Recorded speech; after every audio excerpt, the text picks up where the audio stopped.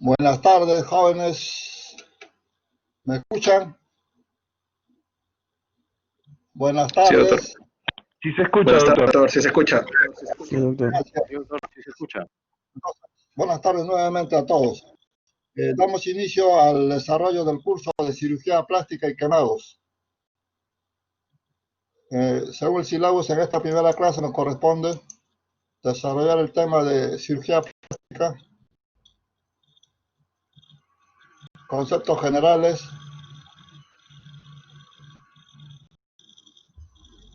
y cicatrización.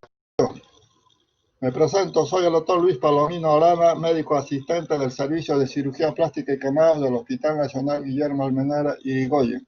Es salud.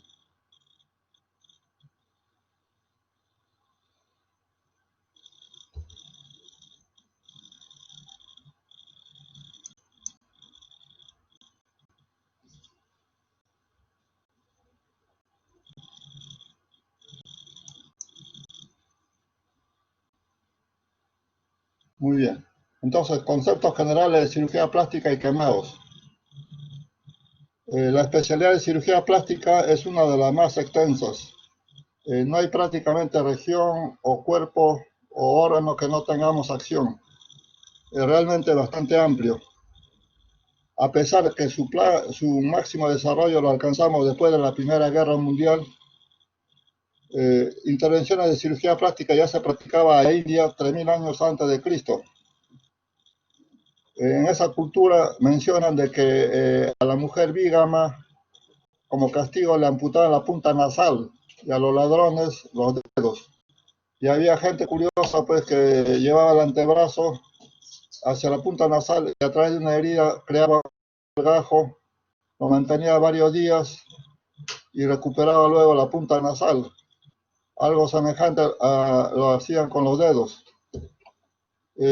Por el año 800 años antes de Cristo había un cirujano hindú, Suhrata, así se llama, Suhrata, famoso porque ya practicaba rinoplastia, corregía las narices deformes. En nuestra cultura prehispánica, la cultura mochica, hay representaciones en huecos de fisuras labiales y otras deformidades en la cara y oreja. Pero lo que más nos llama la atención, exactitud, son las representaciones de la fisura labial. Figura que representa a la Sociedad de Cirugía Plástica y Quemados de nuestra patria. Lo empleamos como un símbolo.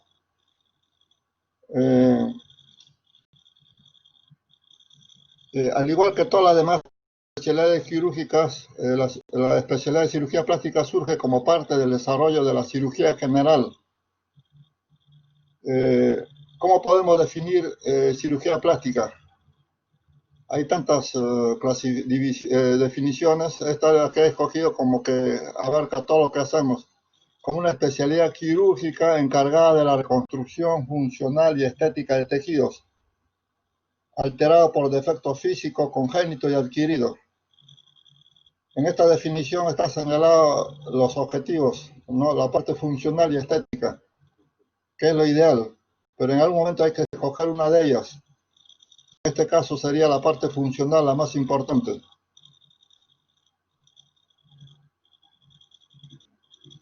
Como ven, deriva del término griego plásticos, en un sentido, con un concepto así como apto para moldear, formar, esculpir. Desde que empleamos la palabra plástica, creo que todos lo relacionamos como que empleamos siempre el material conocido como, este material inerte conocido como plástica. Pero no va en ese sentido, sino va referido como parte de las artes plásticas, así como nos referimos a la cerámica, a la escultura, a la pintura como arte. En ese sentido va también nuestra especialidad, cirugía plástica. Las heridas por quemadura han estado con la humanidad desde sus primeros días. Imaginemos pues nuestros antepasados hace millones de años, en algún momento competían con los alimentos con los otros vertebrados, pero en algún momento seguramente hemos sido arrinconados para vivir en cavernas y surgirían los primeros quemados al cocer sus alimentos. Al respecto hay representaciones cupestres mostrando este tipo de lesión. Ahora últimamente, el año 2000, diciembre de 2000, en nuestro medio, ¿se acuerdan? En la mesa redonda ocurrió una catástrofe con la muerte de más de 300 personas, más de 300 desaparecidos. O hace poco, hace unos años, en Jockey Plaza, en Utopía, donde murieron 29 personas, 29 jóvenes. O hace 2 años, me parece, 2 años en El Salvador, es cuando se incendió el camión por gas y ocurrió también otro desastre, varios muertos. O anoche han escuchado la noticia, no sé en qué barrio, donde se han incendiado más de 14 casas, ¿no? Y suponemos que esto conlleva también a heridos, a quemados. A pesar de estar en época de pandemia, se supone que cada quien está en casa cuidándonos y cuidando a los menores. Y sin embargo ocurre grandes quemados, tanto en adultos como en niños. Y los servicios de quemado de los hospitales de Lima están abarrotados de pacientes. Como ven, pues quemaduras, heridas, lesiones, traumatismos que conlleva el tratamiento por nuestra especialidad es de todos los días.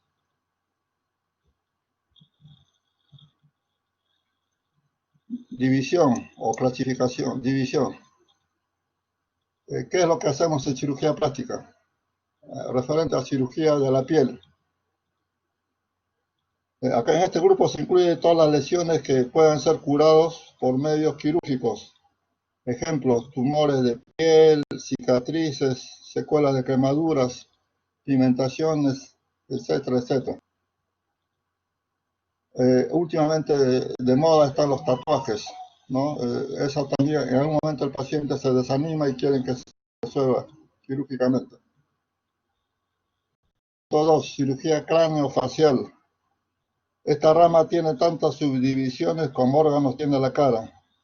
Así comprende cirugía de los maxilares, cirugía de los párpados, de la nariz, de los labios, del cuello, del labio y paladar fisurado, traumatismos, anomalías congénitas, en fin.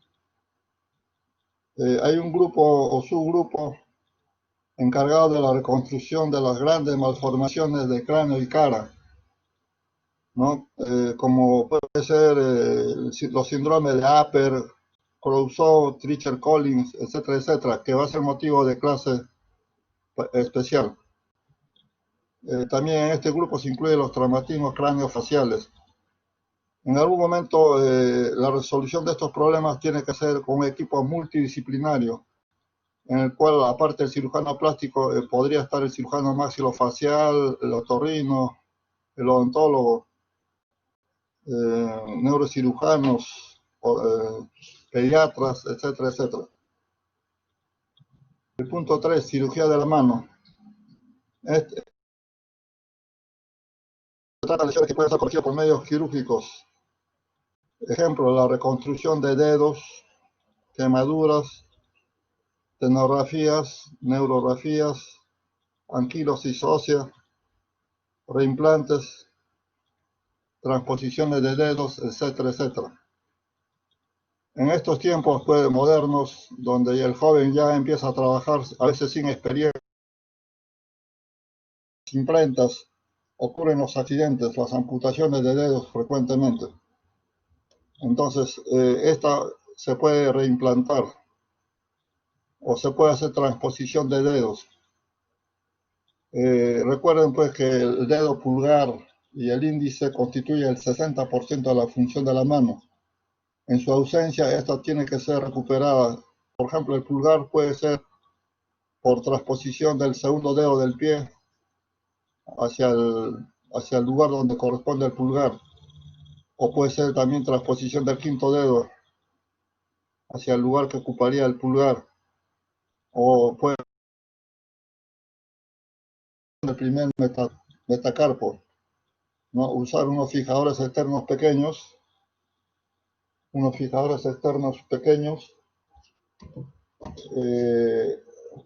cortar el primer metacarpo en el tercio medio y distraer día a día, 1 milímetro.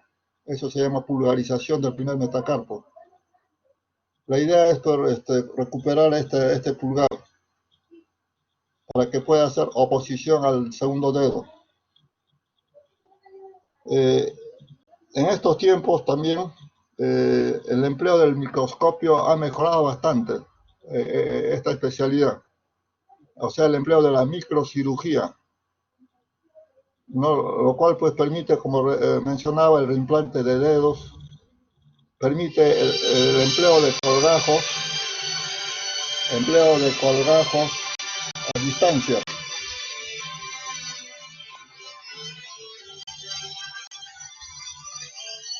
Entonces,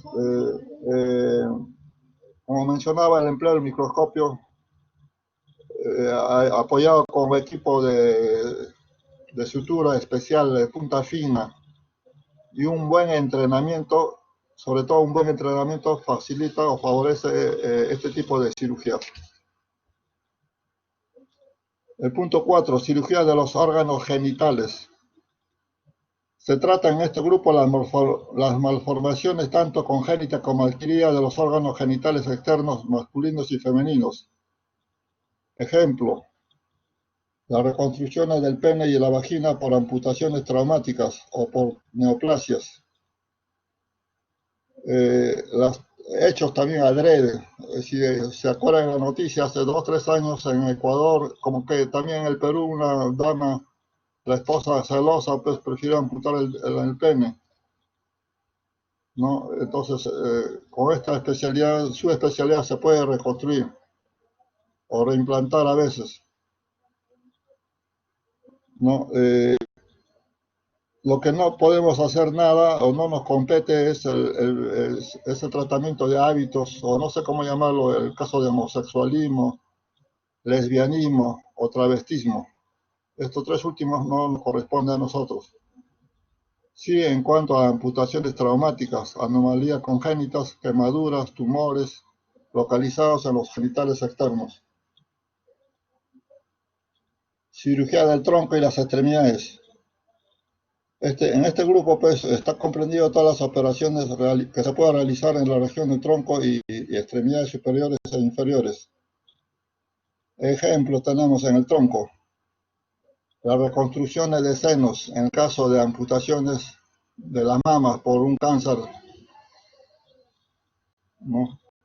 Reconstrucciones de la pared del tórax, por ejemplo, el pectus excavatum o tórax en tonel, las espinas bífidas. En caso de las extremidades, lo más frecuente son las úlceras por presión, úlceras postraumáticas, postneoplásicas, postquemadura. En fin, o también con tratamiento de neoplasias localizadas en el tronco y abdomen o extremidades. En el abdomen lo más frecuente es por bajar de peso, pues hay una pared redundante. En este caso se llama dermocalacia abdominal. Y por último, no por ser más importante, lo menciono al final, cosmética. Tengan presentes, jóvenes, que hoy por hoy pues la cirugía plástica en el aspecto estético ya se crea una necesidad en todos los seres, en todas las personas. Antaño era usual o frecuente en las damas y jóvenes, y sobre todo pudientes económicos. Pero hoy por hoy, pues no es raro ver a un paciente varón de 40 años, una dama también de 30 años, 35 años, decir, doctor, no me siento físicamente bien, o mi cara tiene esta cicatriz, o presento una nariz deforme, en fin, o una mama pequeña, en el caso de la dama, o una mama demasiado grande, ¿no? Y protestan, puede que gracias a estos defectos no puede conseguir un trabajo o no puede ascender dentro del trabajo. Entonces tenemos que entender que ya para este paciente es una necesidad social. y tenemos que satisfacer para que consigas los objetivos que se ha trazado. Si no hacemos caso, de seguro que vamos a traer implicancias psicológicas severas. Entonces entendamos ahora ya que la parte estética es ya una necesidad para el paciente. Como ven, pues, jóvenes, la cirugía plástica resuelve todos estos problemas. Es bastante amplio la especialidad.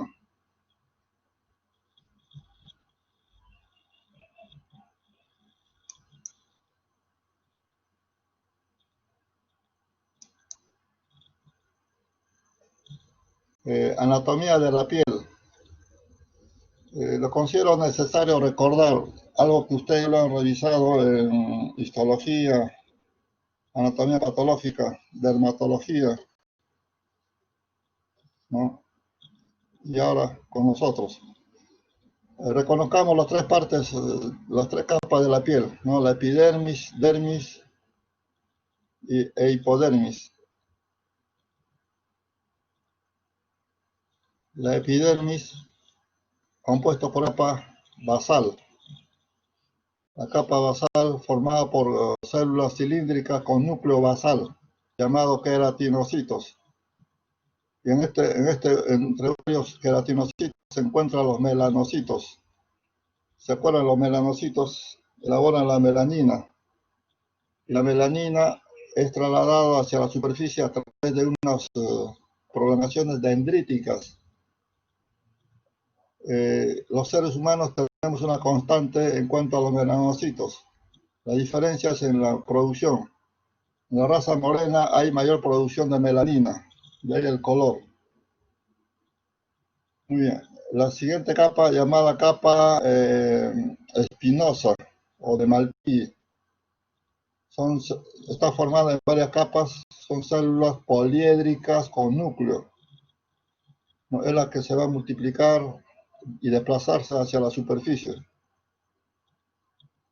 La tercera capa, capa granulocítica, porque hay gránulos en su citoplasma. La cuarta capa, la capa lúcida. La capa lúcida está presente solo en donde haya piel gruesa, como es la planta de los pies, la palma de la mano y la espalda. Son células planas, sin núcleo. Por consiguiente, no hay vida, no hay actividad biológica. Y la última capa, capa córnea, formada también por células planas en varias capas, sin núcleo, o sea, por consiguiente no tiene actividad biológica, y esta es la que se va a desprender continuamente. Todas las capas son importantes, inclusive la capa córnea. Este desplazamiento de la capa basal hasta la capa córnea dura como promedio 28 días. Esto es importante tomarlo en cuenta. O sea, vamos renovando constantemente. A nivel de la dermis reconocemos el tejido conjuntivo y la sustancia fundamental. El tejido conjuntivo está formado por fibras colágenas, elásticas y reticulares. Fibras elásticas, colágenas y reticulares. En esta dermis está también, como mencionaba, la sustancia fundamental formada por carbohidratos, proteínas, lípidos, ácido condroitín sulfúrico y el ácido hialurónico. Aparte vemos estos elementos importantes, los anexos de la piel, o faneras, ¿no? Entonces, ¿cuáles son? Es el folículo piloso, la glándula sebácea y glándula sudorípara. Rodeando a estos anexos de la piel está esta capa basal. Vean, la capa basal de la epidermis se profundiza rodeando a los anexos de la piel, o faneras. Este dato es muy importante. Lo vamos a mencionar más luego. ¿Por qué? La capa basal rodea los anexos de la piel. En la dermis encontramos los vasos arteriales, venosos, linfáticos, las terminaciones nerviosas. Muy bien. Y la última capa, la capa de la hipodermis. La capa de la hipodermis formada por adipocitos. La unidad fundamental se llama adipocitos. La unión de adipocitos forma los lobulillos. Y la unión de lobulillos, lóbulos. Los lóbulos tienen cápsulas delgadas. Como ven, todos estos son los componentes de la piel. Epidermis, dermis, hipodermis. Ve acá, la capa basal. Por debajo está la membrana basal, que es la que limita entre la epidermis y dermis. La membrana basal está formando estas ondulaciones, como las olas del mar,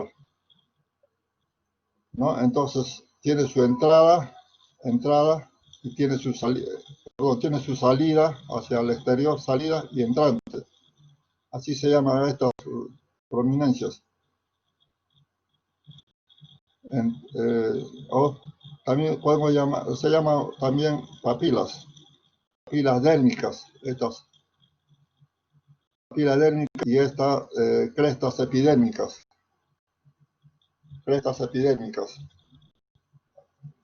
Lo comparo como el borde del mar, las orillas del mar, ¿no? Ahí tiene sus penínsulas y bahías, algo así, ¿no? Penínsulas y bahías, la entrada y salida hacia el mar, penínsulas y bahías, ¿no? Acá está, repito, esta es la papila y estas son las crestas. En las papilas, vean, ahí terminan los capilares y retornan como capilar venoso, capilar arterial y luego el retorno venoso. Muy importante porque estas se dilatan para dar calor al medio externo. Y cuando hay calor, se cierran estos vasos, hay vasoconstricción. Muy bien. Entonces, este es el resumen de los componentes de la piel. Ya lo hemos desarrollado. Una capa basal, espinosa, granulosa, lúcida y córnea. La dermis y hipodermis.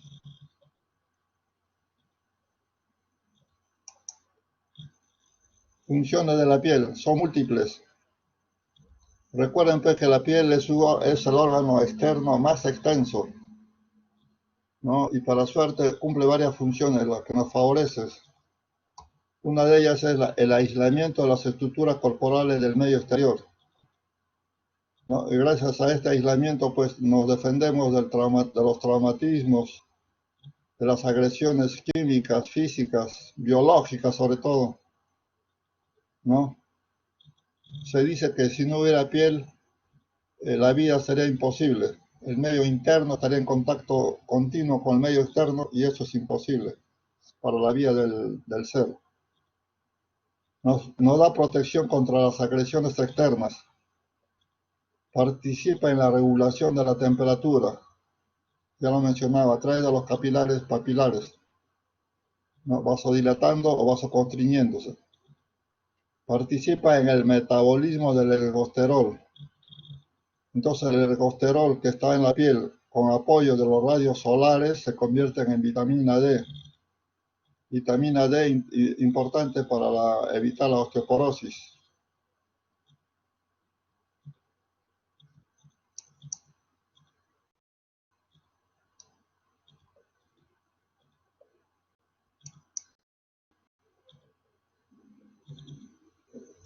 Punto 2. Cicatrización. ¿Cómo podemos definir la cicatrización? Como un proceso complejo que conduce a la regeneración de la epidermis y el reemplazo de la dermis por un tejido fibroso constituido por colágeno con características diferentes al normal. Entonces, es un tejido muy semejante, pero no idéntico.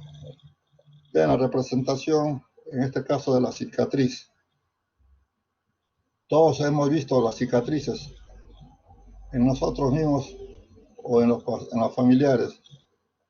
¿Y cuánta gente pues esconde su cicatriz cuando no es aceptado o aceptable para el paciente y para la familia? Entonces, tenemos que ser desde ahora preocupados, no solamente al aspecto teórico como le estamos enseñando ahora, o sea, tener la base teórica, sino también practicar, hacer buenas suturas para no tener malos resultados. Siempre insisto, en todas las acciones de la vida del ser humano hay una primera vez. Ustedes como futuros médicos cirujanos van a tener que suturar heridas y no esperen pues titularse para recién en algún momento animarse por suturar. De estudiantes ya deben poner manos. Y repito, siempre hay una primera vez, cada quien contará más adelante que no fue tan agradable, pero con el tiempo uno va mejorando. La práctica va mejorando la uno. Recuerden que a través de la cicatriz vamos a ser catalogados como buenos o malos cirujanos. No, el paciente ni la familia que ve la cicatriz va a preguntar si fue mala técnica, si el paciente colaboró o no en su recuperación, no va a contar si ha habido complicaciones, no, nada, nada, ningún detalle. Imagínense una apendicitis complicada. El cirujano no tiene más que abrir lo más amplio posible y drenar y dejar drenes, ¿no? Y la persona, el paciente, cuando vea las cicatrices feas, no va a decir, caramba, llegué tarde, llegué con una apendicitis complicada. Simplemente lo evaluará el médico y la familia viendo la cicatriz como que somos buenos o malos cirujanos. De ahí el empeño de ustedes, aparte de la base teórica, hacer la práctica de lo más pronto posible.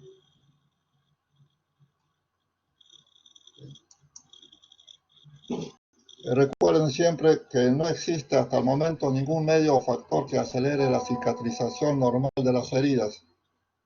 No existe. Entonces, cuando escuchamos frecuentemente a través de la radio y televisión sobre la concha de nácar, baba de caracol, cicatricure, en fin, no es cierto. No es cierto. Y eso se lo tienen que decir a la familia, al paciente, para que no se, en caso que no le indiquemos, pues no diga que por falta de ese elemento o medio ha salido mal la cirugía. ¿Qué hacemos el cirujano? Simplemente nos limitamos a favorecer y facilitar la tendencia natural que tienen los tejidos a cicatrizar. Esa es nuestra única función. Eh, Nunca me cansaré de recordarles, pues, por ejemplo, la gestación es resultado de la unión de huevos, de la unión del espermatozoide y el óvulo. Esto conlleva la formación del huevo o cigote, embrión, feto y luego el neonato. Todo este proceso, como ven, es natural. Ocurre como promedio en 9 meses más 10 días. Algo semejante es también la cicatriz, ¿no? Una herida conlleva una cicatriz de todas maneras y esto es un proceso natural. Decirle también a la familia siempre, a la familia, al paciente sobre todo, la cicatriz es un tejido similar, aunque no es idéntico. ¿Por qué? Porque en esa área no va a haber faneras, no hay papilas dérmicas. El ejemplo más claro es una herida en la piel cabelluda, en la cabeza. Se sutura y esa persona va a quedar con una cicatriz y en esa zona de la cicatriz no hay pelo. Es una zona alopécica. No, eso demuestra pues, que ese tejido no es idéntico a la piel normal. Siempre, siempre diremos a la familia, al paciente, cómo va a quedar la cicatriz, qué va a ser. No prometerle algo que no es verdad, si no, no vamos a ganar un lío más adelante.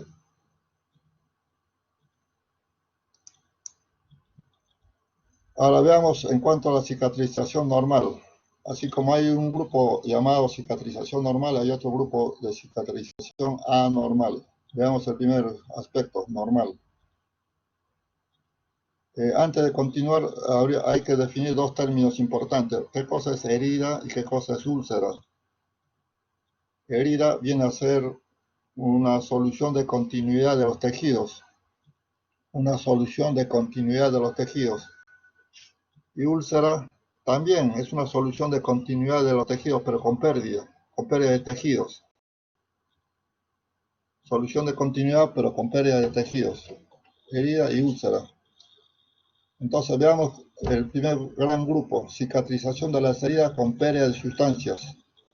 O sea, nos estamos refiriendo a úlceras, ¿no? Ejemplo de úlceras tenemos las más frecuentes, las úlceras por presión, puede ser las úlceras post-quemadura, post-traumática, post-infecciosa, post-neoplásica, en fin, sea cual sea la etiología.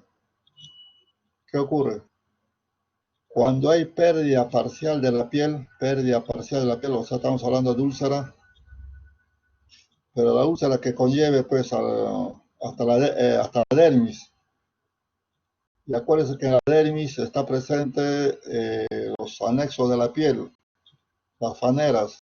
Y recuerden que estas faneras están cubiertas por una capa basal, ¿no? Entonces, ¿qué ocurre cuando hay pérdida parcial de la piel? O sea, en úlceras superficiales. Recuperación es a partir de los islotes epiteliales. Es a partir de los islotes epiteliales. ¿Qué va a ocurrir? Va a la repitelización. A la repitelización. A ver, hagan esta memoria. ¿Se acuerdan del corte histológico de la piel? Un corte histológico donde hay epidermis, dermis y hipodermis. Entonces, cuando hay pérdida parcial de la piel, o sea, estamos frente a una úlcera. Esta úlcera es parcial. Este es grado 2, de úlcera por presión, grado 2. Estamos hablando de úlceras. En este caso corresponde a la úlcera por presión, grado 2, con compromiso a la epidermis y dermis superficial. Entonces, a este nivel están los anexos de la piel, con la capa basal. Esta capa basal de la epidermis se profundiza alrededor de los anexos de la piel. Entonces, la lesión a este nivel está presente en los islotes de la piel. Entonces, como está presente la capa basal, va a ocurrir la repitelización. ¿Por qué? Porque los islotes epiteliales son fuente de epitelio. Para entendernos, imaginemos que en el dorso de mi mano haya una quemadura de segundo grado. El grado es como cuando voy a la playa y es eritematoso, esa no. El segundo grado abarca epidermis y dermis superficial. Como la dermis está presente en los anexos de la piel o folículos de la piel que están rodeados por la capa basal, esa lo voy a ver macroscópicamente. Eso se llama islotes epiteliales. Es como si con la punta de un lapicero me hiciera varios punteados próximos unos a otros. En esa forma se ven los islotes epiteliales, o también conocido como botones epidérmicos. Entonces, si lo veo, estoy con la seguridad que eso va a repitalizar porque está presente la capa basal que rodea los anexos de la piel. Este concepto es muy importante. Entonces, úlcera por presión, como ven en la gráfica, esta de segundo grado va a repitalizar. Las quemaduras de segundo grado va a repitalizar. Las abrasiones, escoriaciones. Imagínense una dama le araña la cara de un varón y le hace una escoriación a este nivel. Va a repitalizar. Voy corriendo a la calle y me caigo sobre la rodilla. Hago una escoriación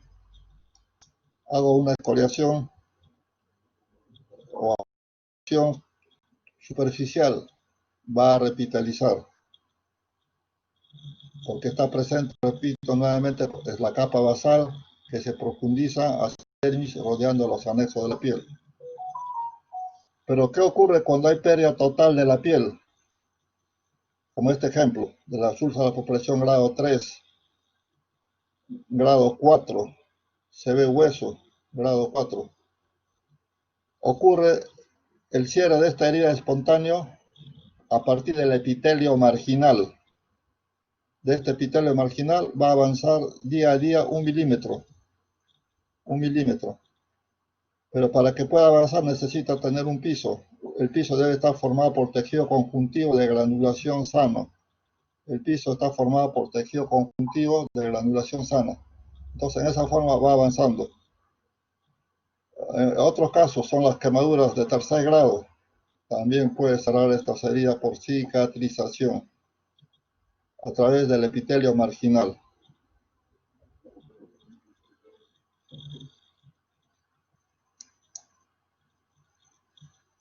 El segundo grupo importante, ahora ya no es cicatrización de las úlceras, sino cicatrización de las heridas sin pérdida de sustancia. Cicatrización de las heridas sin pérdida de sustancias. El ejemplo está en las...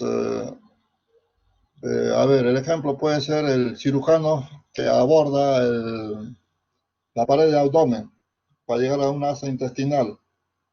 Tiene que hacer la sección de los tres componentes de la piel, músculos, peritoneo y llega a la asa intestinal.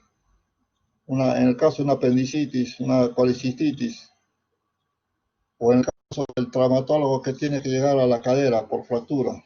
Entonces, llega a piel, tejido celular, todos los tres componentes de la piel, aponeurosis, músculo y hueso. Este es un ejemplo hecho por el cirujano.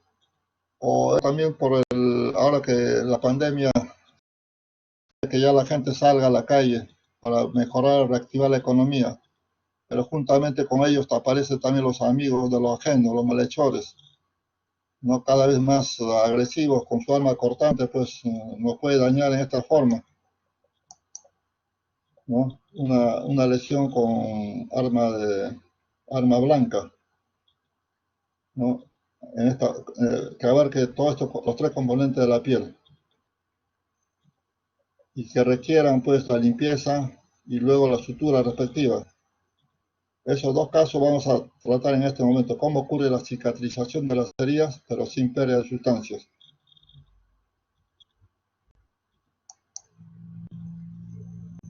Para entender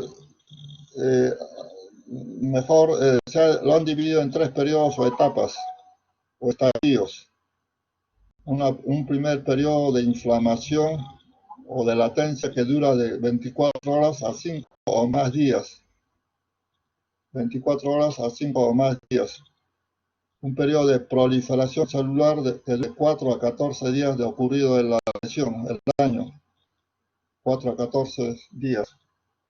Y el tercer periodo de maduración o remodelación de la cicatriz, que tarda un año. Como ven, pues los tres estadios al final es un año. Yo creo que el que menos pensará pues, que la cicatriz ocurre cuando ya se retiran los puntos. No es así. Entonces, por consiguiente, el paciente tiene que ser reevaluado continuamente, hasta el año por lo menos, para ver el resultado final de la cicatriz.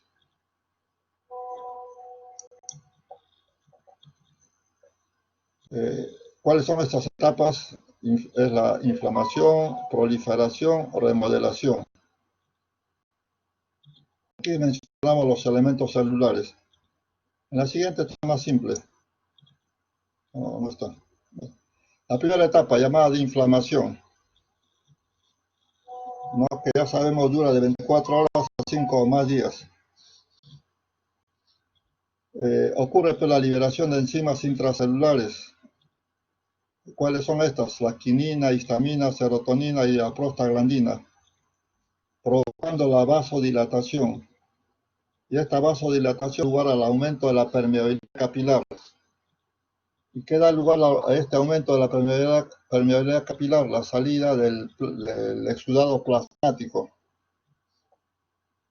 ¿no? Del exudado plasmático del nivel intravascular hacia el intersticio. En ese exudado plasmático, ¿qué vamos a encontrar? Los polimorfos nucleares. Todos los polimorfos nucleares migran hacia los tejidos dañados, hacia la herida en sí. ¿Con qué fin? Con la finalidad de cumplir dos funciones. Una de ellas es la de fagocitar, la otra es de eliminar sustancias proteolíticas. Fagocitar, y la otra es de eliminar sustancias proteolíticas. ¿Con qué fin? Con el fin de eliminar de la herida las bacterias, cuerpos extraños, tejidos desvitalizados, detritos, ¿no? Todo ello, ¿para qué? Para limpiar la herida.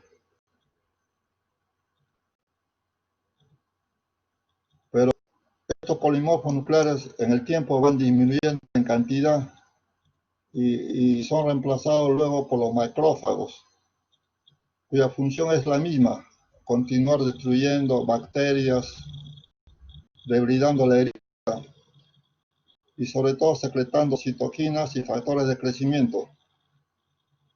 Recuerden, secreta citoquinas y factores de crecimiento, pero estos factores de crecimiento son indispensables ¿para qué? Para modular la acción de los queratinocitos, fibroblastos y células endoteliales. En el caso de los queratinocitos, favorecerá la epitelización, o sea, a nivel de la epidermis favorece la repitelización. De los fibroblastos, la formación de matriz celular. Y a nivel de las células endoteliales, favorece la angiogénesis.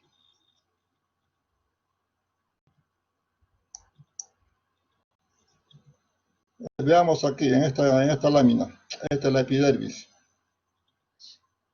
Antes que nada, ven acá la herida, ¿no? En la herida ahí pues, ya mencionamos, hay células muertas, detritos, bacterias y algo de coágulo. Entonces nosotros, estando en emergencia, tenemos que limpiar con agua y jabón esta herida. ¿Para qué? Para tratar de mantener limpio. Pero muchas veces no es suficiente. Entonces el organismo se va a encargar de completar esta limpieza. Vamos a ver en qué forma. Pero primeramente a nivel de la epidermis. Aquí estamos en la epidermis. ¿Qué ocurre? Las células se alargan, se elongan, tratando de cerrar esta brecha, esta área cruenta, con el lado opuesto. ¿Qué ocurre a nivel de la dermis? Mencionaba que hay una vasodilatación capilar. La vasodilatación permite el exudado plasmático. ¿No? El exudado plasmático, aquí vemos los neutrófilos. ¿No? Ese exudado plasmático va a neutrófilos y estos neutrófilos se desplazan hacia el área cruenta, hacia la herida. ¿Con qué fin? Con el fin de retirar estas bacterias, detritos, células muertas, cuerpos extraños, etcétera, etcétera, a través de dos funciones. Una de ellas es la de fagocitar, y la otra es de eliminar sustancias proteolíticas, ¿no? Esta disminuye en cantidad y es reemplazada en cuanto a su función por los macrófagos, ¿no? Los macrófagos siguen con la destrucción de estos elementos extraños ya mencionados y eliminan también factor de crecimiento, los cuales van a estimular a los queratinocitos, a los fibroblastos que están en esta zona y al endotelio. Al endotelio, ¿con qué fin? Con el fin de favorecer la angiogénesis, ¿no? Que lo vamos a mencionar en la segunda etapa.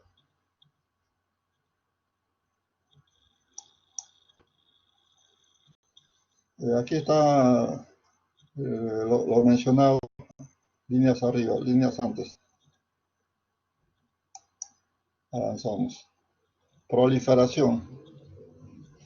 No, la segunda etapa llamada de proliferación suele durar de 4 a 14 días después de producir la herida. El número de macrófagos desciende y otras células como los fibroblastos, las células endoteliales y queratinocitos comienzan a sintetizar factores de crecimiento.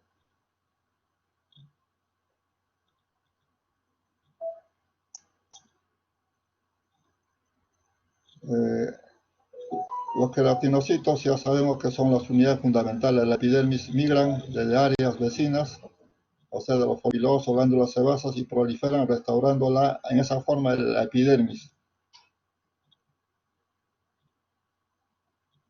Y esta epidermis lo hace gracias a que hay un piso formado por tejido conjuntivo y un techo formado por la costra, o sea, la capa córnea.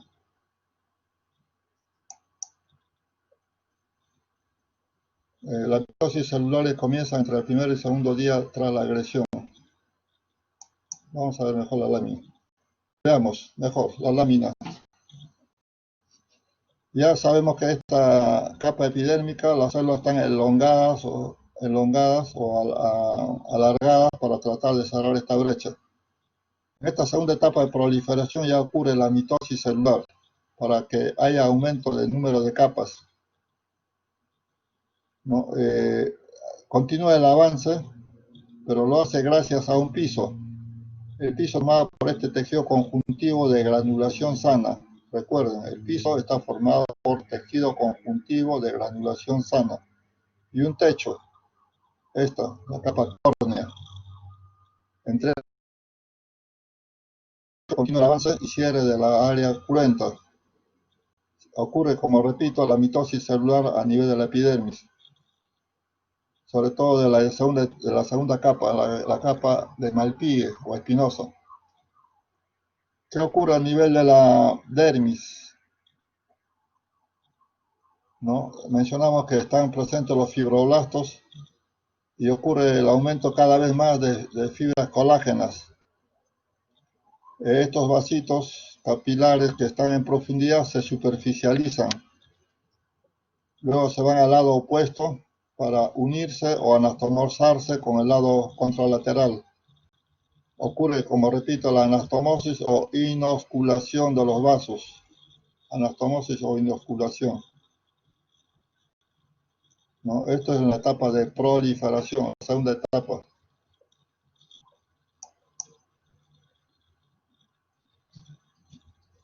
Y la última, tercera etapa, remodelación.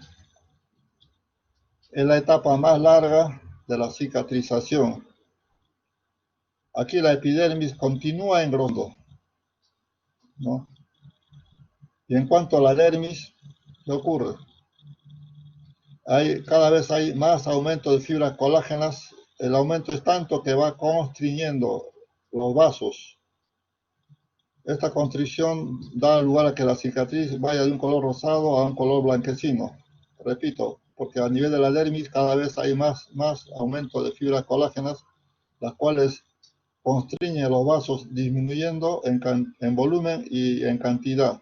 O se logra obliterar algunos vasos, dando lugar, como repito, a que el color que era rosadito se haga blanquecino. ¿Qué ocurre también a nivel de la dermis? Hay contracción del tejido conjuntivo por acción de los miofibroblastos. Contracción del tejido conjuntivo por acción de los miofibroblastos. Por lo tanto, la cicatriz se deprime. Y también ocurre el ensanchamiento de la cicatriz por elongación del tejido conjuntivo. Tejido conjuntivo que está presente en la dermis. Por consiguiente, la cicatriz al año será pues de un color blanquecino, algo deprimido y ensanchado. Ese es el resultado final al año. Repito, blanquecina, cicatriz será blanquecina, algo deprimido y ensanchado. Todo lo descrito hasta este momento es desde el punto de vista normal. Pero como ya mencionaba, hay también cicatrización anormal o patológica de las heridas. Cuando decimos que estamos frente a una cicatriz patológica, cuando la cicatriz cubre el área cruenta y continúa desarrollándose, ya sea en altura o en extensión, o ambas. No pasó el año, pues la cicatriz ya debía involucionar, ponerse casi al nivel, como ya mencioné las características, blanquecino, algo deprimido y ensanchado. No está en esa forma, sigue creciendo en altura o en extensión, o ambos. Entonces, en ese caso estamos frente a una cicatriz patológica. Reconocemos dos tipos de cicatrices, las cicatrices hipertróficas y queloides. Vamos a hacer una diferenciación entre ambos. Las cicatrices hipertróficas son elevadas, eritematosas, pueden originar dolor o prurito y sobre todo están limitadas a la zona original del trauma, o sea, está localizado. Repito, son elevadas, eritematosas. En cuanto al síntoma, dolor o prurito es muy raro, pero están limitadas a la zona original del trauma. En cuanto al queloide, también está elevado, es eritematoso, sobre todo pruriginoso, y sobre todo se extiende a la piel sana, más allá de la zona del trauma. Es invasiva, cada vez abarca más, más y más.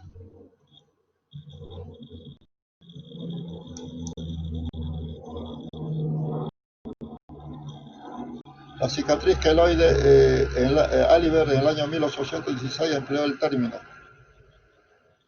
y deriva del término griego kele, lo cual significa tumor, y eidos, apariencia. Veamos aquí, la cicatriz hipertrófica, la cicatriz queloide. El ejemplo, ¿no? Está localizada en la lesión y en esta pues abarca tejidos vecinos, sanos, cada vez más. A través de esta gráfica, acá representamos el tiempo en meses, y esta es la cicatriz normal, se eleva poco a poco y al tercer mes, cuarto mes se declina la altura de la cicatriz hasta que llegamos al año casi plano y algo deprimido a este nivel. Pero ¿qué ocurre con la cicatriz hipertrófica? Hay también aumento de altura, se olvidó de seguir, sigue creciendo en altura hasta que al sexto mes, quizás llega al sexto mes y empieza luego a bajar de altura, pero luego se mantiene en altura. La cicatriz queloide, pues este aumento de altura puede ocurrir en el segundo semestre o puede ocurrir después de años, o sea, no es constante, puede aparecer inicialmente a partir del sexto mes, noveno mes, al año o años, y esta se eleva y sobre todo se extiende hacia los lados sanos.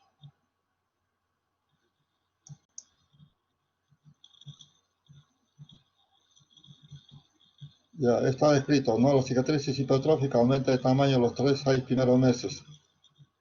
Luego comienza su regresión. En cambio, el queloide puede aparecer más tarde, meses o años tras la agresión.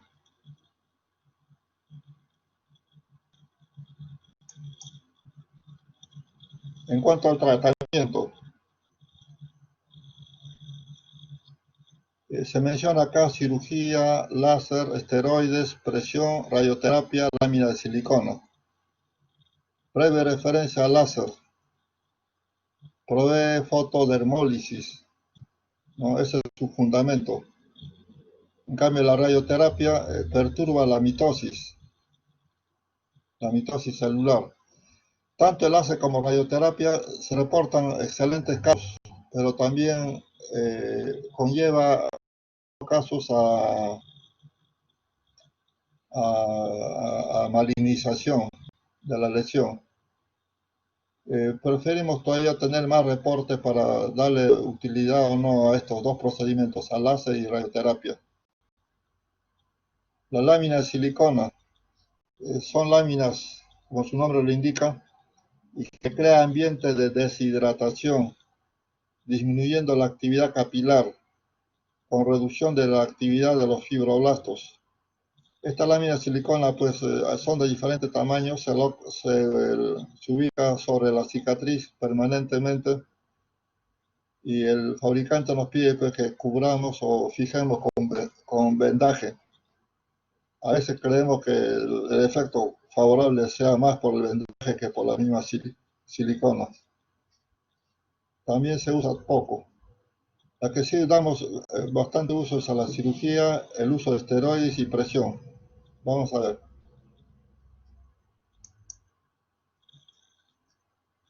La cirugía.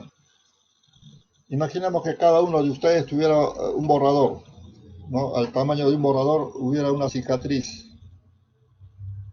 Por lógica, diremos pues todos de que vamos a retirar esa cicatriz, el todo, o sea, todo el tamaño del borrador.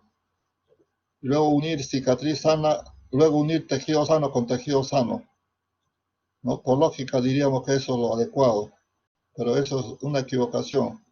Téngalo por seguro que esa persona vuelve a las pocas semanas con una cicatriz queloide mucho mayor, más agresiva, es rápidamente invasiva a los tejidos sanos, ¿no? Entonces, frente a una cicatriz queloide, tenemos que hacerlo en forma intralesional, intracicatrizal. Dejar, como en este caso, un borde cicatrizal en todos los lados, borde cicatrizal o borde lesional, y unir en forma directa luego cicatriz con cicatriz, ¿no? Entonces, la extirpación, repito, no debe ser total, sino dejando una margen cicatrizal, ¿no? Y sería preferible esta exéresis acompañarse luego de otro tratamiento, de otro procedimiento, para evitar la recidiva. ¿Cuáles son esos otros procedimientos? Es el empleo de la triamcinolona. Y si acompañáramos con una prenda elástica, o sea, 3 procedimientos a la vez, sería mucho, mucho mejor. Repito, la cirugía tiene que ser intralesional, intracicatrizal, y unir cicatriz con cicatriz. Muchas veces puede ser suficiente, ¿no? Pero si queremos asegurarnos, podemos acompañarlo con otro procedimiento, como es el empleo de la triamcinolona, y si fuera factible, prenda elástica, mucho mejor.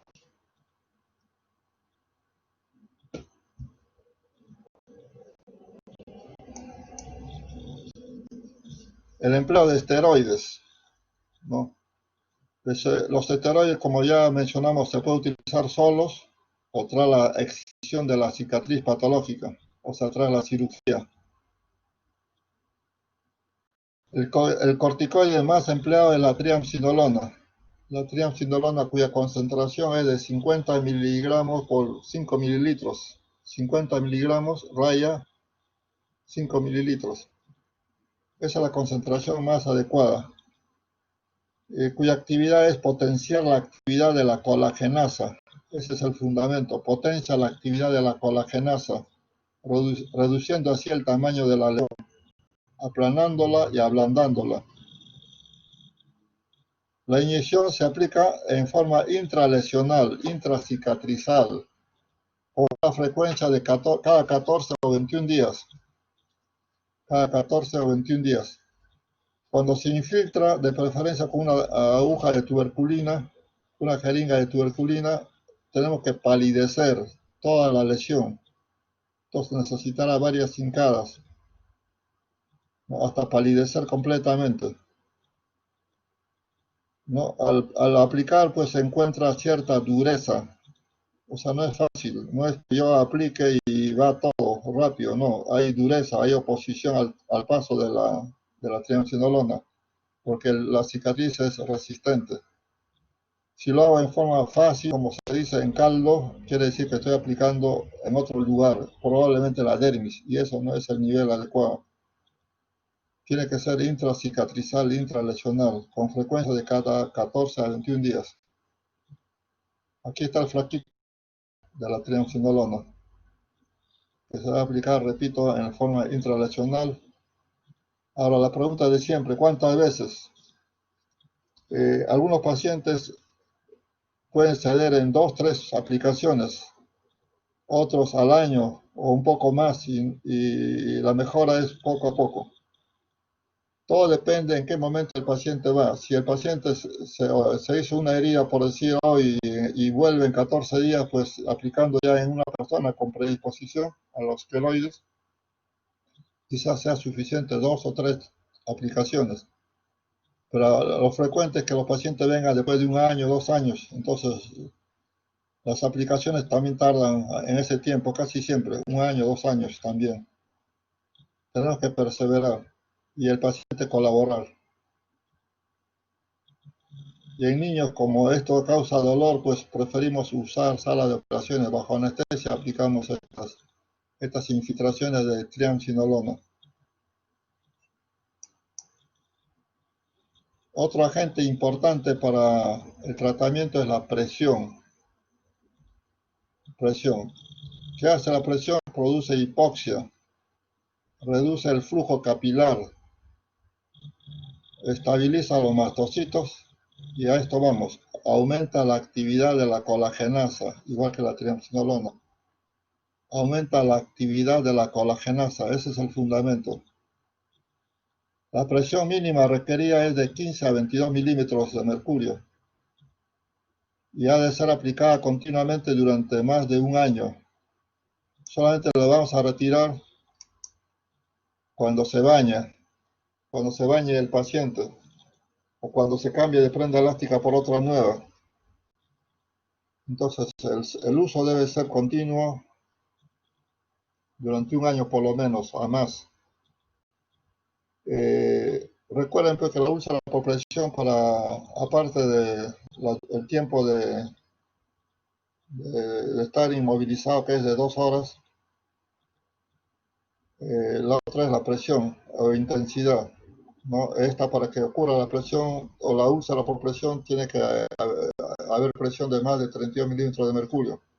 Entonces, con 15 a 22 en base a la prenda elástica no va a haber úlcera por presión. Veamos aquí, esta se llama máscara en caso de lesión facial, cicatriz facial. En caso que esté localizado en el tronco, hombros y también el antebrazo, un corset con ampliación a las mangas. Aquí una máscara en un adulto.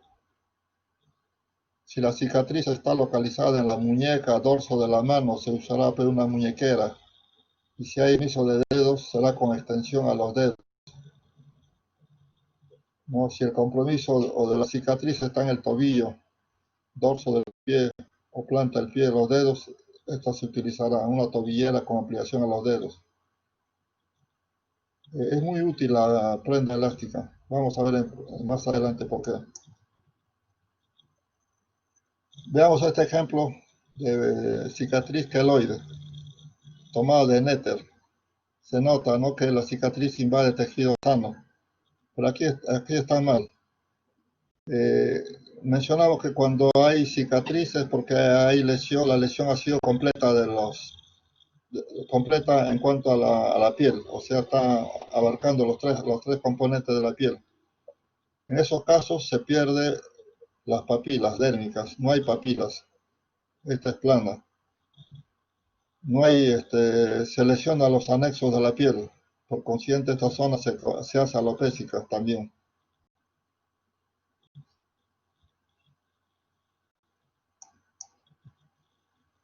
Vean una cicatriz normal, una hipertrófica, está elevada, eritematosa,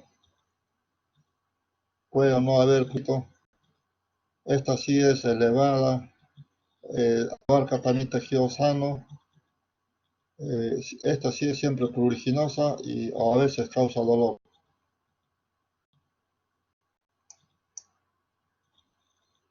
Otro ejemplo de cicatriz hipertrófica, está elevada, localizada.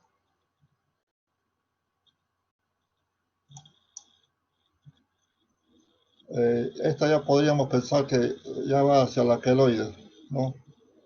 Está abarcando ya tejidos sanos. Elevado, eritematoso, en este caso es pruriginoso.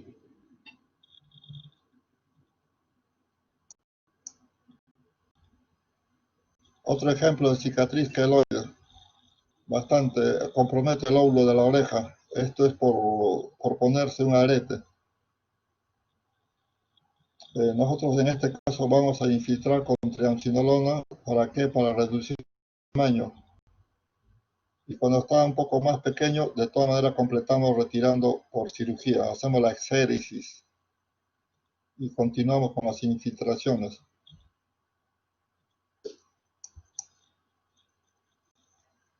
Este es otro ejemplo de cicatriz queloide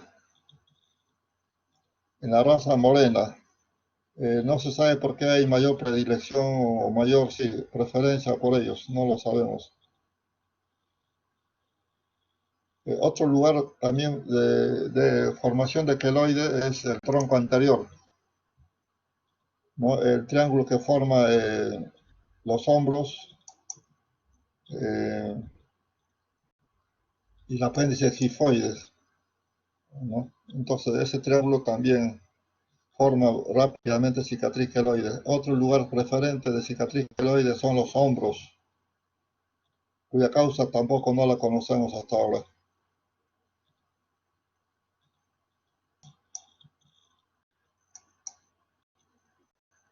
Vean este ejemplo, es una paciente de raza morena que sufre accidente de tránsito ocasionándose esta lesión llamada úlcera frontal. Toda esta extensión se pierde. Esta viene a ser escara, la que también hay que retirar, es proteína desnaturalizada, es tejido muerto y tiene que darse. Entonces el defecto se llama úlcera.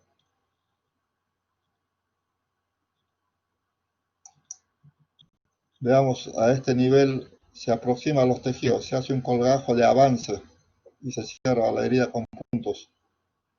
Pero este defecto grande no se puede juntar, no se puede cerrar primariamente. Entonces tenemos que colocar injerto de piel. Acá hay injerto de piel parcial, que no le permite inclusive cerrar el párpado superior. Como se dice, se cumple el objetivo de la herida, pero estéticamente no se ve bien, ¿no? Yo creo que a nadie va a calificar como aceptable este tipo de resultado, ¿no? Nadie. Estéticamente está mal o se ve mal. Pero veamos, jóvenes, cómo quedó después. Este es el resultado final. Aquí quedaba la cicatriz, queda todavía. Esta es la área, la úlcera que era bastante extensa. Reconozco que este es injerto de piel parcial porque hay un cambio de color, se ve hiperpigmentado. La piel tiene contracción primaria y secundaria, eso lo van a revisar en la clase de mañana por injerto de piel. Hay contracción primaria y secundaria, ¿no? Por eso que se reduce en tamaño. Y mire, ya puede cerrar el párpado.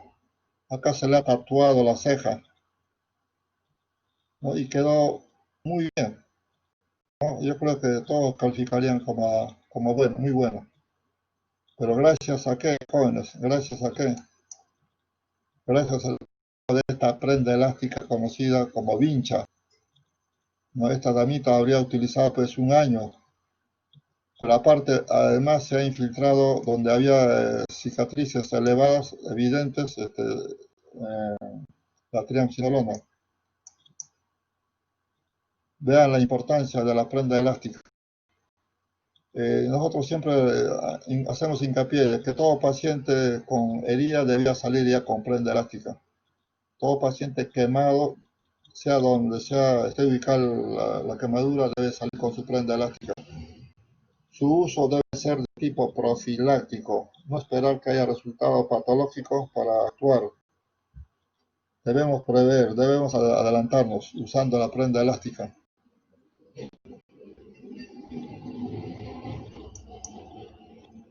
Otro casito de cicatriz queloide, abarca tejido sano, colgajos, injertos.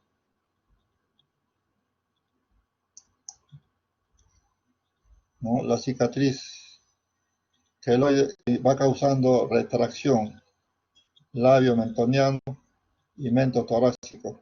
No puede extender el cuello completamente. Otro caso, un niño que sufre quemadura de tercer grado, deciden para que este cierre espontáneamente. Y ahora ya sabemos que el cierre espontáneo de una quemadura de tercer grado es por cicatrización. Por cicatrización. Vean, pues, está abarcando tejido sano, es elevado, eritematoso, causa prurito. Y en este caso, además, hay limitación funcional del hombro. No puede abducir. Esa es la razón por la que se utiliza, para recuperar función. Otro ejemplo de cicatriz queloide.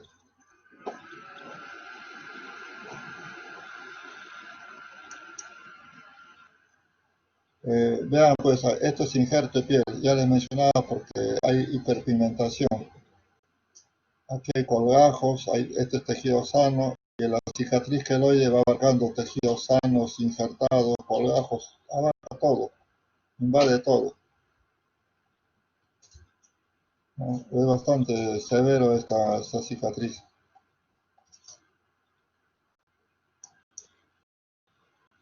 Muy bien. Ahora veamos factores que influyen en la cicatrización de las heridas. es importante reconocer para determinar el pronóstico de la evolución de las cicatrices. La edad. Tengamos en cuenta que la tasa de cicatrización es inversamente proporcional a la edad. Me explico. Cuanto más joven es el paciente con respecto al adulto, la cicatrización es favorecida, ¿no? O sea, si comparamos un niño y un anciano, el niño es favorecido en cuanto a la cicatrización, debido a que al aumento del hipermetabolismo celular.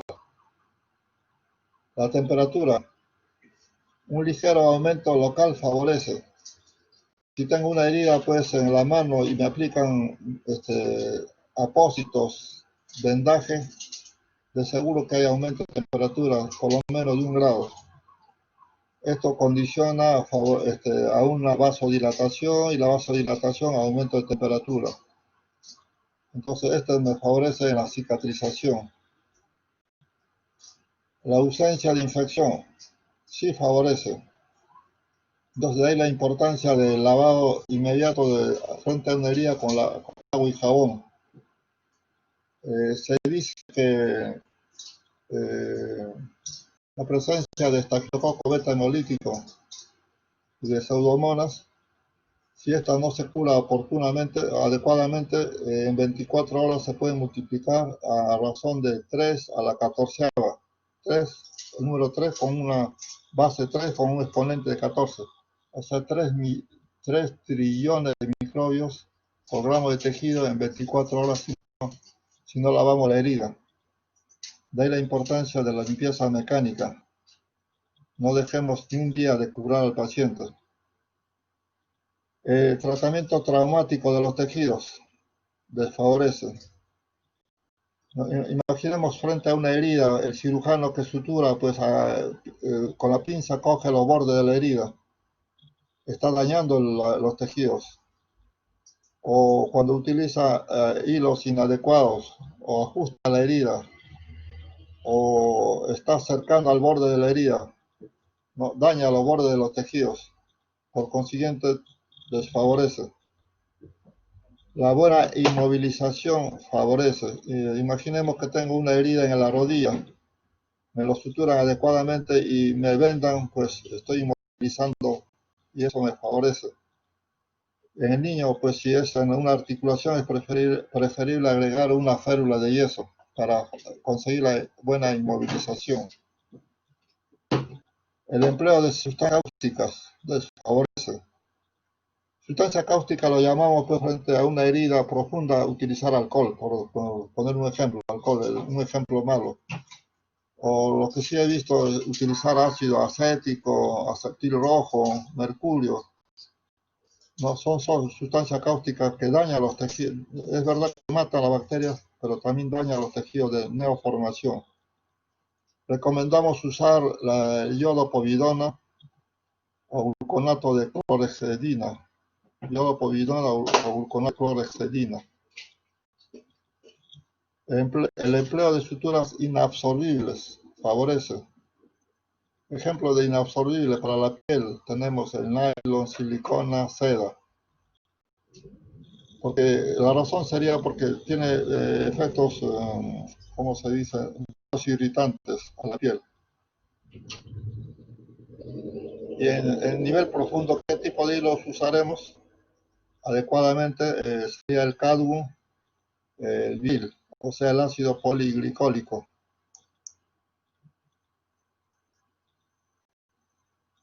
El empleo de corticoides, antimitóticos y antiinflamatorios desfavorece, usados en forma masiva y alta dosis, desfavorece. Recuerden que el corticoide y los antiinflamatorios irían contra la primera etapa, ¿no? La primera etapa se llama inflamación, iría contra esta primera etapa. Los antimitóticos contra la segunda etapa, donde la llamada proliferación, donde hay mitosis. ¿No? Entonces, si empleamos el método Texacte que utilizan mucho los oncólogos para tratar el cáncer, desfavorece, ¿no? Porque son antimitóticos. La ausencia de vitamina C desfavorece la cicatrización. Daría lugar a que haya un impedimento en la síntesis del colágeno, no la ausencia de vitamina C. Tenga presente pues que la prolina, que es un aminoácido en presencia de vitamina C, se convierte en hidroxiprolina. La prolina se convierte en hidroxiprolina bajo acción de la vitamina C. ¿Y qué pasa la hidroxiprolina? Es la suma de aminoácidos que forman parte del colágeno. La deficiencia de proteínas, ejemplo, la metionina, que es un aminoácido. Esta metionina tiene un radical, el radical sulfhidrilo, que tiene actividad enzimática para la proliferación fibroblástica. Importante también para la forma, y los fibroblastos influyen pues en la formación del colágeno. Y el colágeno que forma parte del tejido conjunto en la dermis. La perfecta coaptación de los tejidos favorece en la cicatrización. Entonces no se olviden, pero en la práctica de sutura, pues cada vez hay que calcular ya la coaptación de los tejidos con tensión adecuada y en lugares adecuados, no tan cerca ni tan cerca entre las suturas y no con mucha tensión.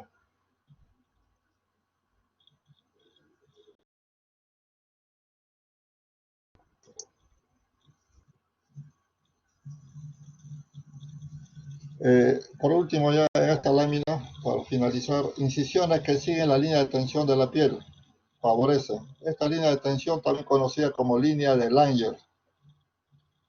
Si yo frunzo la frente, elevo mis cejas, estoy frunciendo la frente. Entonces vamos a encontrar unas arrugas o pliegues transversales.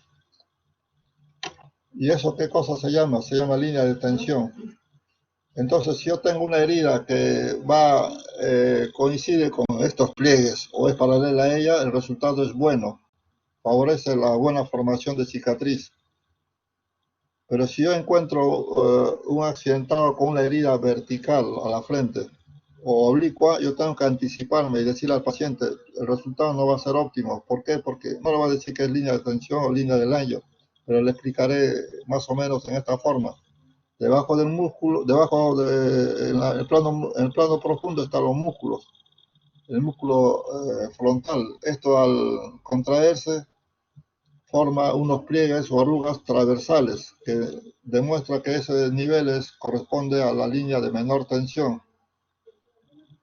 Entonces estas arrugas o pliegues sirven de referencia para tratar de ubicar las heridas en esa dirección para conseguir buen resultado. En la cara, yo le pedí al paciente que sonría o haga una mímica de sonrisa. Esos pliegues que se hacen más manifiestos, eso corresponde a la línea de tensión o línea de Langer. Heridas con pérdida de sustancia localizadas sobre tejidos laxos. Favorece. ¿Cuáles son estos tejidos laxos? Puede ser, por ejemplo, la región geniana, el cuello, el mentón, la pared de abdomen. Favorece. Los rayos X. Los rayos X perturban el proceso normal de la mitosis, por consiguiente no favorece. Entonces recordemos siempre, una lesión por radiación, téngalo por seguro que cualquier herida no cicatriza, los injertos de piel no prenden.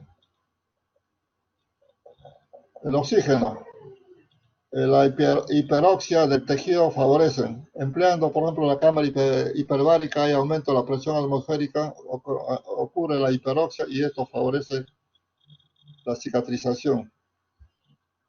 Y por último, la presencia de enfermedades metabólicas como la diabetes mellitus o también en caso de insuficiencia arterial venosa, desfavorecen por falta de buena irrigación tisular. Jóvenes, hasta aquí sería la clase. Espero las preguntas.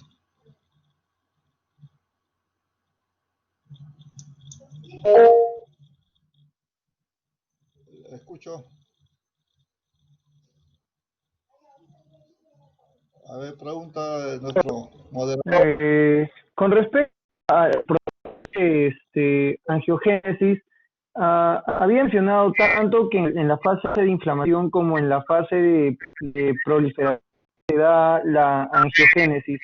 ¿En ambas fases se inicia o específicamente uno se va a iniciar? No, en ambas fases. La fase de inflamación, muy bien, le felicito, está muy al tanto del tema. En la primera etapa de inflamación, los macrófagos influyen en la angiogénesis a través del factor de crecimiento. Y en la segunda etapa de proliferación, en este caso el endotelio, fibroblastos y queratinocitos elaboran el factor de crecimiento. También, ya les toca a ellos. Ellos recibieron, luego ellos dan. Muy bien. Otra pregunta. Gracias, doctor. Gracias por la pregunta. Muy buena. Doctor, buenas tardes. Buenas tardes. Doctor, en cuanto al proceso de contracción en la fase de remodelación, ¿se inicia en la fase proliferativa con los miofibroblastos o es que se inicia en la fase remodelativa? Yo tenía entendido que se inicia en la fase proliferativa. Si me podría despejar esa duda. No, la remodelación se dice, no está totalmente demostrado que las miofibrillas se contraen. Las miofibrillas que están presentes en la dermis, ¿no? Ahí es el nivel de la contracción. Uh-huh. Entonces sería la fase de remodelación que se inicia, doctor. Sí, en la fase de remodelación, la tercera fase. Correctamente. Doctor, y otra pregunta. Diga, Había leído de los fotoprotectores que se dice de que ayuda bastante el hecho de utilizar bloqueador solar. ¿Es importante esto, doctor? ¿Sí o no? ¿Y por cuánto tiempo sería importante? ¿Por cuánto tiempo se utilizaría en el caso fuera necesario? al respecto, soy franco en decirle que no he escuchado. La cicatriz pues es también evaluado, tratado por dermatología. Nosotros tratamos de conllevar hacia la parte quirúrgica. Es posible que la respuesta que usted está esperando, un dermatólogo diría sí, sería útil el empleo de los fotoprotectores. Podría ser en este sentido la respuesta por el dermatólogo, ¿eh? No, pero yo como cirujano plástico no podría opinar al respecto nada. Pero voy a averiguar, ¿no? Doctor, muchas gracias. A usted siempre. Preguntas, jóvenes. Doctor, buenas tardes. Sí, tengo una pregunta. Buenas tardes. Sí, mi pregunta es, en el caso de los recién nacidos, por ejemplo, al momento de la perforación de la oreja, hay menor incidencia, me parece, de lo que es queloides. ¿Estos solo se deberían al hipermetabolismo que presentan los lactantes o quizás hay otros factores? No, buena pregunta. Son otros factores, mayormente de tipo genético, hereditario, ¿no? Hay personas que hasta se tatúan o usan piercing en diferentes momentos de la vida y no tienen cicatriz queloides o patológica en general. Tiene que ver el factor racial. La gente de raza blanca, la que viene de Europa, Norteamérica, y en nuestro medio, los que vienen de Cajamarca, Chiclayo, y Piura, hemos notado que son gente de tez clara, no hacen cicatriz queloide, o es muy raro. Influye mucho el factor racial. Como dijo Ricardo Palma, si no tenemos de mandinga. Hemos tenido pacientes de raza blanca aparentemente, pero cuando el resultado es patológico, recién indagamos a los papás. Ambos echan la culpa de que no son responsables, pero en algún momento sale de alguno de ellos de decir, tu abuelo, bisabuelo es de raza negra. pero que no, fenotípicamente no se ven los nietos, son blancos, pero su respuesta a la herida es queloide. Entonces tiene que ver el factor racial también. La edad no influye. Sí, la escucho. Jimmy, Sí, doctor. Tengo dos preguntas más. La primera es con respecto al tratamiento de depresión. Había mencionado que se usan más ligeras, ¿no? Mi pregunta es, en el caso de que el paciente no pueda llegar a adquirir esas máscaras que son de licra, tiendas convencionales. Segunda pregunta sería con respecto a la triamcinolona tópica. Eh, ¿Se puede usar también para el caso de tratamiento de cicatrices? disculpe, no entendí esa, la triamcinolona, no completó no se escuchó. Le preguntaba ¿Triamcinolona qué si pasa? la triamcinolona tópica se puede usar también en el proceso de cicatrización. Necesariamente tiene que ser por inyectable. Ya, buena la pregunta. Empezamos por la segunda. La triamcinolona, su presentación es en ampollas, es líquido y hay que hacerlo intralacional. Si queremos usar tópicamente, tenemos la betametasona, otro corticoide de uso tópico. Pero ¿qué resulta? De que hay pacientes que han recibido un año o ya de 3, 4 aplicaciones, el paciente no siente, no ve ninguna mejoría. Muchas veces dermatología nos envía ya con pacientes tratados por betametasona, o sea, aplicación tópica. Y nosotros queremos también salir del paso porque no hay a veces en el hospital triamcinolona y le damos betametasona y el paciente con toda razón lo rechaza porque ya han utilizado por semanas, por meses, sin resultado. Entonces estamos convencidos de que la triamcinolona es lo mejor. Pero si queremos empezar probando con la betametasona, aquel que no ha usado lo utilizamos hasta que el paciente se dé cuenta que no le fue útil. Entonces pasamos a la triamcinolona, que sí es bueno, duele durante la aplicación. El adulto lo tolera, el niño no.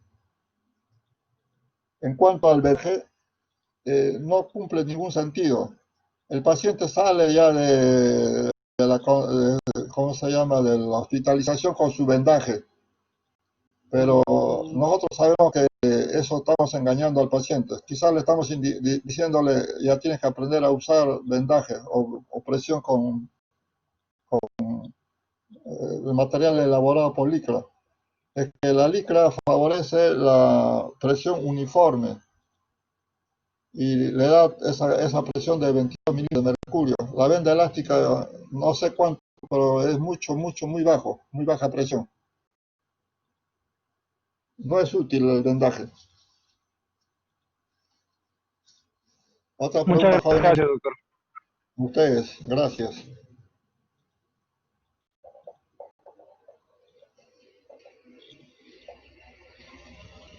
Preguntas. No se olviden, jóvenes, no es suficiente el aspecto teórico de ahora. Aplíquenlo en la vida diaria. Ojalá Dios quiera que ya pronto volvamos a los hospitales una vez que pase este problema de la pandemia y aprovechen, ¿no?, las oportunidades quirúrgicas, aunque sean mínimas, como una limpieza de una herida, la tienen que hacer. Siempre en todo acto médico hay una primera vez. Y cuando esta se hace, como se dice, constante, pues vamos dándole oportunidades a mayores cosas. Y suturar una herida, pues enseña cada vez más, hasta que en algún momento ya la gente nos valora como buenos y seremos llamados. Hoy por hoy me sorprende cuando entra una cesárea, por ejemplo, el ginecobstetra ya sabe hacer sus nudos o sus suturas intradérmicas con un buen resultado. Antaño pues teníamos pacientes con cicatrices patológicas de muchas especialidades. Ahora ya el ginecobstetra, el cirujano general está preparado para hacer buenas cicatrices. Escucho preguntas, jóvenes.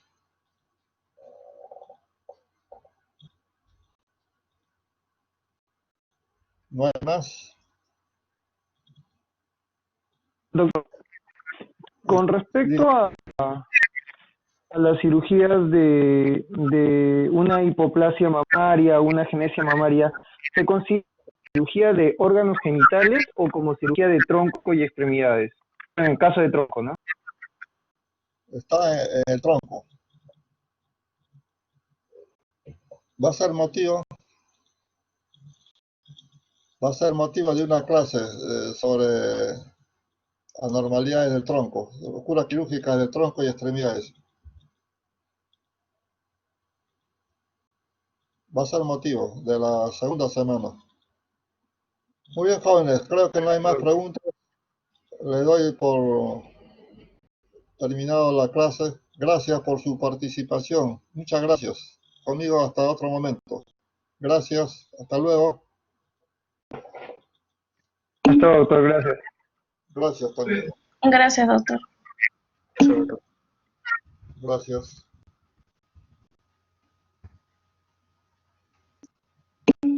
Y al moderador, gracias también. Muy bien, Jimmy. Gracias. A todos. Gracias. Buenas tardes, doctor. Gracias. Gracias.